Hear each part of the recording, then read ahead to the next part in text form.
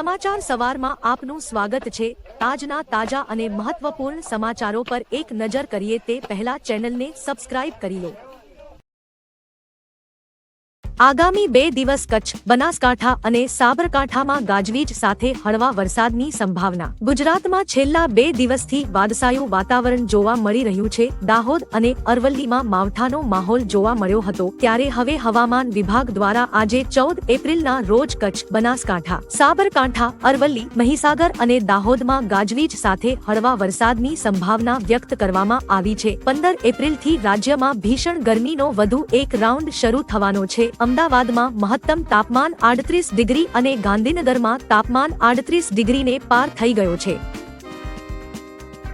500 કરોડના માલિક સંયમના માર્ગે। અમદાવાદમાં 18 થી 22 એપ્રિલ દરમિયાન યોજાનાર દીક્ષા સમારોહમાં 35 મુમુક્ષુ એકસાથે સંયમનો માર્ગ અપનાવશે। એક આખો પરિવાર, પતિ પત્નીની જોડી, સગા ભાઈ બહેન અને ગાયક સંગીતકાર સહિતના લોકો દીક્ષા લેશે। 500 કરોડ રૂપિયાના આસામી ભાવેશ ભંડારી અને તેમના પત્ની બંને દીક્ષા ગ્રહણ કરશે। સુરતનો 25 વર્ષીય સીએ યુવાને પણ સાધના અને તપનો માર્ગ પસંદ કર્યો છે। દીક્ષા કાર્યક્રમને લઈ તડામાર તૈયારીઓ રિવરફ્રન્ટ ખાતે શરૂ કરાઈ છે।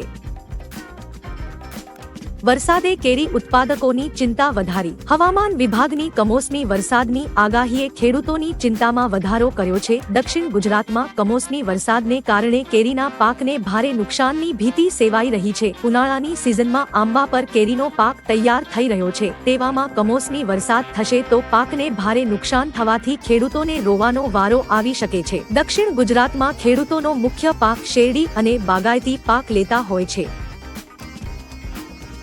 સુરતની સુમુલ ડેરીનો અનોખો પ્રયાસ। રોજની 12.5 લાખ થેલીઓ થકી લાખો ઘરોમાં પહોંચાડે છે મતદાન જાગૃતિનો સંદેશ। યુવાનોથી માંડી વૃદ્ધોને મતદાન માટે પ્રેરણા આપવા વિવિધ પ્રયત્નો કરાઈ રહ્યા છે, ત્યારે સુરતની પ્રખ્યાત સુમુલ ડેરી દ્વારા મતદાન જાગૃતિ માટે એક અનોખી પહેલ હાથ ધરાઈ છે। સુમુલ ડેરી સંસ્થા દ્વારા રોજની આશરે 12.5 લાખ થેલીઓ પર ચુનાવ કા પર્વ દેશ કા ગર્વ સૂત્રને પ્રિન્ટ કરાવી મતદાન જાગૃતિનો સંદેશ લાખો ઘરે પહોંચાડવામાં આવે છે। આગામી 7મી મે એ રાજ્યભરમાં યોજાનારા લોકશાહીના મહાપર્વમાં મહત્તમ મતદારો મતદાન કરે અને લોકશાહીના અવસરમાં વધુમાં વધુ લોકો સહભાગી બને તે માટે આ અનોખી પહેલ કરાઈ છે।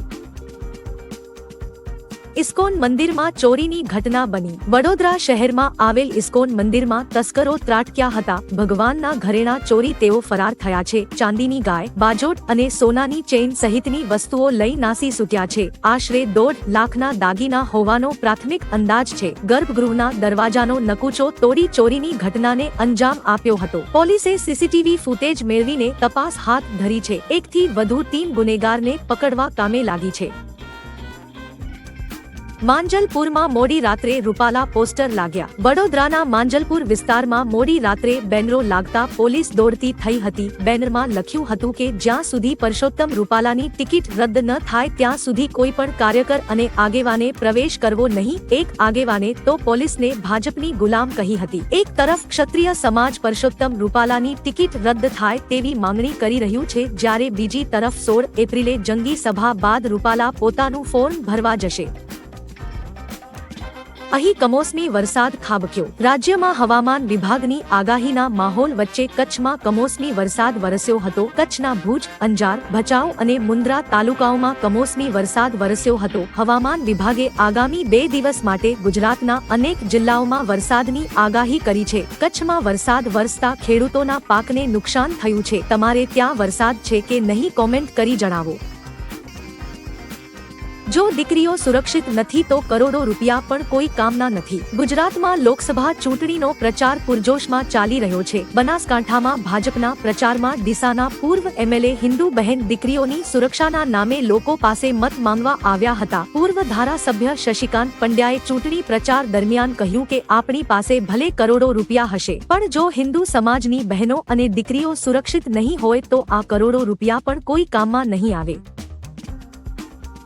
રામનવમી પહેલા સૂર્યતિલકની ટ્રાયલ સફળ। રામનવમી પહેલા રામલલ્લાના કપાળ પર સૂર્યતિલકની ટ્રાયલ હાથ ધરાઈ હતી, જે સફળ રહી હતી। સૂર્યના કિરણોથી અરીસા મારફતે રામલલ્લાના લલાટે તિલક થયો હતો। જો કે રામનવમીએ 17 એપ્રિલે બપોરે 12 વાગ્યે સાક્ષાત સૂર્યદેવ રામલલ્લાના લલાટે તિલક કરનાર છે। આ પહેલા ગઈકાલે વૈજ્ઞાનિકોની હાજરીમાં આ ટ્રાયલ કરાયો હતો, જે સફળ રહ્યો હતો।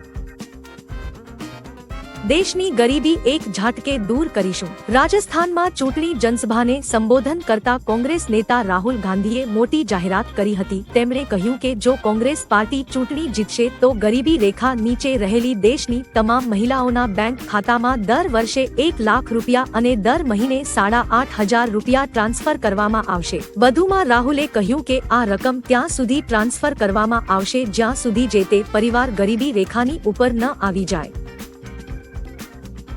કાઠી ક્ષત્રિય સમાજે પરસોત્તમ રૂપાલાને માફી આપી।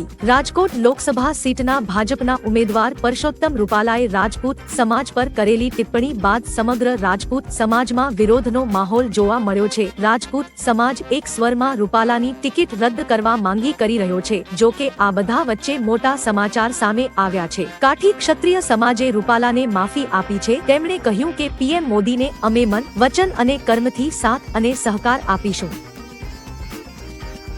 આખો દેશ કહી રહ્યો છે 4 જૂને 400 પાર। પીએમ મોદીએ બાડમેરમાં જનસભાને સંબોધિત કરી હતી। દરમિયાન તેમણે કહ્યું કે આ ચૂંટણી કોઈ પાર્ટીની ચૂંટણી નથી પરંતુ દેશની ચૂંટણી છે। એટલા માટે આજે આખો દેશ કહી રહ્યો છે કે 4 જૂને 400 પાર। ફરી એકવાર મોદી સરકાર, અહીંના લોકો હંમેશા મને કહે છે કે મોદીજી દેશના દુશ્મનોને પાઠ ભણાવો। બાડમેર જીતાડવાની જવાબદારી અમારી। આ વખતે પણ તમે ભાજપને પહેલા કરતા વધુ વોટથી જીતાડશો એ મારો દ્રઢ વિશ્વાસ છે।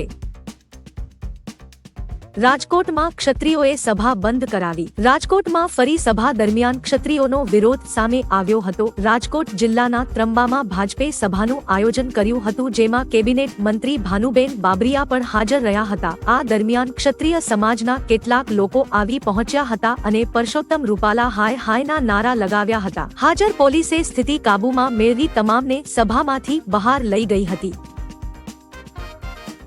દેશની વાયુસેનાની તાકાતમાં થશે વધારો। વાયુસેનાની તાકાત વધારવા સંરક્ષણ મંત્રાલયે 97 તેજસ ફાઇટર એરક્રાફ્ટના કાફલાને વાયુસેનામાં સામેલ કરવાનો નિર્ણય લીધો છે। સંરક્ષણ મંત્રાલયે હિન્દુસ્તાન એરોનોટિક્સ લિમિટેડને ટેન્ડર જારી કર્યું છે। 4 મહિના પહેલા ડિફેન્સ એક્વિઝિશન કાઉન્સિલની બેઠકમાં તેજસ MK-1A ફાઇટર એરક્રાફ્ટની જરૂરિયાતોને ધ્યાનમાં રાખી ટેન્ડર જારી કરાયું હતું। તમને જણાવી દઈએ કે આ ટેન્ડરની કિંમત લગભગ 67,000 કરોડ રૂપિયા હોવાનું કહેવાય છે।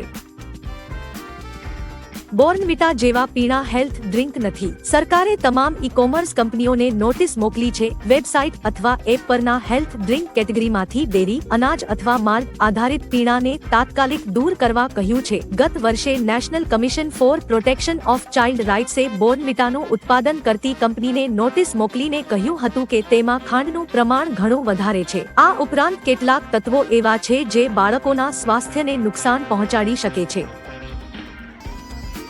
ભાજપના શાસનમાં 1 લાખ ખેડૂતોએ આત્મહત્યા કરી। કોંગ્રેસ નેતા પ્રિયંકા ગાંધી વાડરાએ ટ્વિટર એકાઉન્ટ પર પોસ્ટ શેર કરીને બીજેપી પર પ્રહાર કર્યા હતા। તેણે લખ્યું કે દેશમાં દરરોજ 30 ખેડૂતો આત્મહત્યા કરે છે। ભાજપના શાસનમાં 1 લાખથી વધુ ખેડૂતોએ આત્મહત્યા કરી હતી। 10 વર્ષમાં ન તો ખેડૂતોને MSP મળી અને ન તો તેમની આવક બમણી થઈ। દેવામાં ડૂબેલા ખેડૂતોનો 1 પૈસો પણ માફ કરાયો નથી, પરંતુ કેટલાક ઉદ્યોગપતિઓના 16 લાખ કરોડ રૂપિયા માફ કરવામાં આવ્યા છે।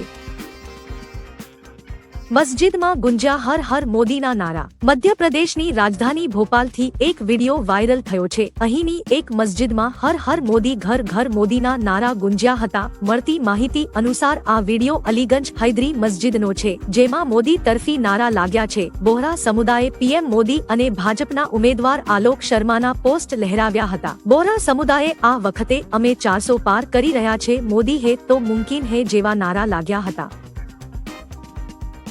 હેડ કોન્સ્ટેબલ લાંચ લેતા ઝડપાયા. જામનગરમાં ગુજરાતના એન્ટી કરપ્શન બ્યુરોએ પોલીસ હેડક્વાર્ટર ખાતે તૈનાત એક હેડ કોન્સ્ટેબલને 15,000 રૂપિયાની લાંચ લેવાના આરોપમાં પકડી પાડ્યો હતો. મળતી માહિતી મુજબ શહેરના પોલીસ હેડક્વાર્ટરમાં હેડ કોન્સ્ટેબલ તરીકે ફરજ બજાવતા આરોપી બાદલભાઈ ચોટલિયા લાંચ લેતા ઝડપાયા છે. જો કે ફરિયાદી લાંચ આપવા તૈયાર ન થતા કાંડ સામે આવ્યો હતો. ફરિયાદીએ એસીબીનો સંપર્ક કર્યો અને લાંચ લેતા બાદલભાઈ રંગે હાથે ઝડપાયા.